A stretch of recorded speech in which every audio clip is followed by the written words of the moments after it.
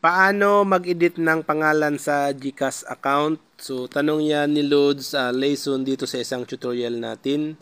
So, gusto niya pong i-edit yung pangalan niya sa kanyang GCash account. So, para po doon mga Lods sa mga gustong magpalit ng pangalan sa inyong mga GCash account or mag-edit po. So, ganito lang po yan mga Lods ang gawin nyo. Una po, i-open nyo lang ang inyong mga GCash account. Once po na na-open nyo na ang inyong mga GCash, pumunta kayo dito sa profile nyo. Ayan, click nyo yan. And then, mapupunta kayo sa inyong mga profile. So, i-click nyo lang po itong maliit na arrow sa gilid ng pangalan nyo. And then, mapupunta po kayo dito sa account information ng inyong GCash.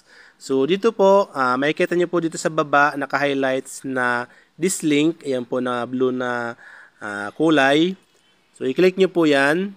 And then, mapupunta po tayo dito sa update account information in GCash. So, dito po mga lodis, dapat po paalala dito ng GCash, dapat po fully verify ang ating mga GCash account para po makapag-update or makapagpalit po tayo ng ating mga GCash name or GCash birthday po mga lodis. So, pagdating po dito, kung verified na po kayo, i-click nyo lang po ito. Ayan. And then, lalabas po ito, scroll up nyo lang po, scroll up nyo.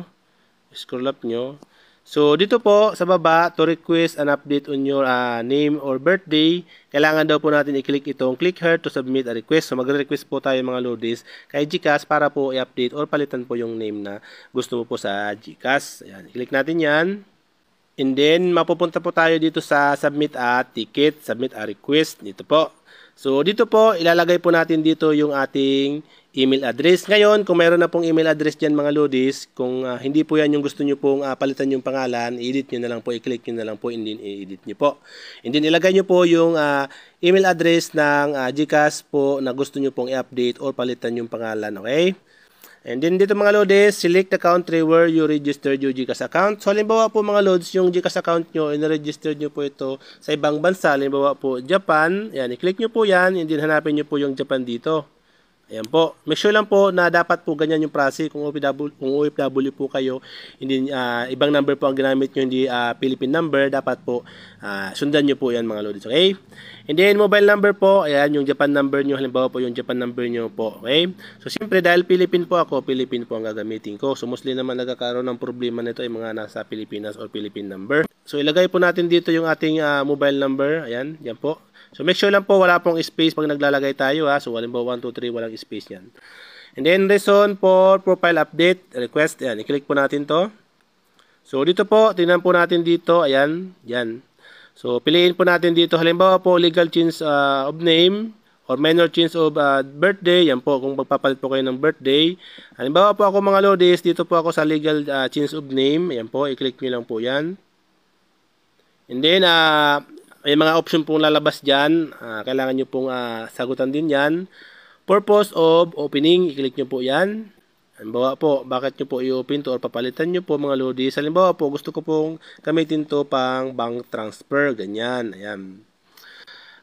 Employment type. Ayan, i-click nyo po. Ano po ba ang trabaho nyo ngayon? Halimbawa po ako, self-employed or FW. Kayo po bahala dyan kung anong trabaho nyo ngayon. Halimbawa ganyan, self-employed. And then, kung meron po kayong mga business owner, kung self-employed po ito mga lodis, kasi iba kasi pag ganyan, mga OFW, iba po yan mga lodis, iba-iba po yan mga, pag kada option dyan, iba-iba po yung meron pong ibang lalabas po yan dyan mga lodis, okay? So, piliin nyo na lang po kung ano kayo dyan nabibilang, self-employed, freelancer ako, halimbawa ganyan, so wala akong business. Employer or business name, so halimbawa, kung mayroon po kayong pangalan na business nyo, kung wala naman po, ilagay nyo po dyan, none, okay, ganyan po. None. Ayan po, okay?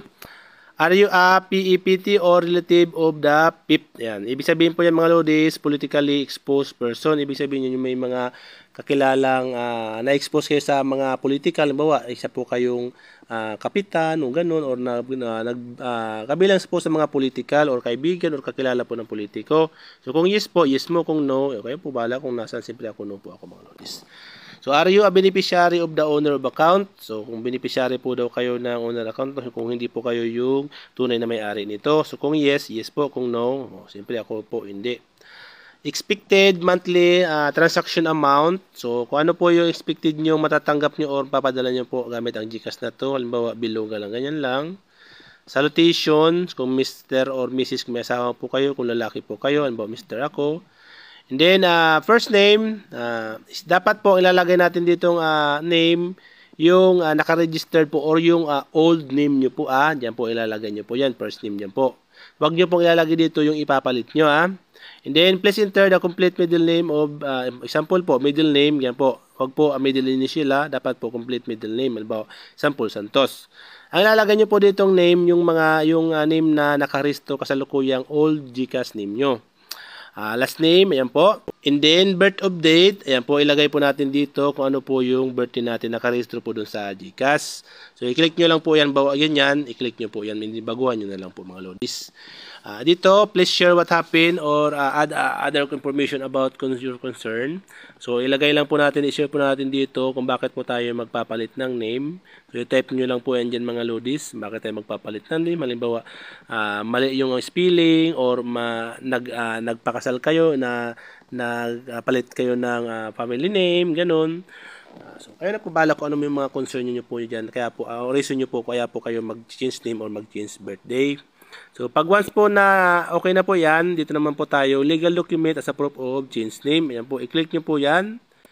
And then, dapat po, make sure po mga lodis, picturean nyo po or ipa-scan nyo po yung inyong mga documents. Picturean po ng malinaw. Kailangan po nakapormat siya ng JPEG, ayan po, or PNG file format. Wag po MP4 or kung ano mo po video, hindi po pwede yun mga lodis. Dapat po, yan pong format na yan. So, makikita nyo po ang format na yan mga lodis dun sa information or photo information ng inyong mga picture. So, hanapan nyo po dun kung anong type po ng format ng inyong mga photos po. Kasi po, pag iba pong format, hindi po yan tatanggapin mga lodis.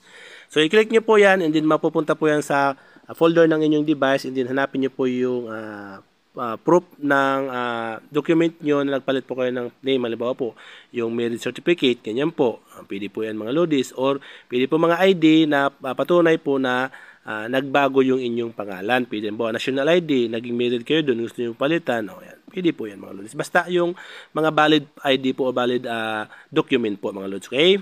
And then, pag okay na po mga lodis, nasubmit nyo na or nalagay nyo na po yung mga information dito, make sure lang po na tama and then authentic po.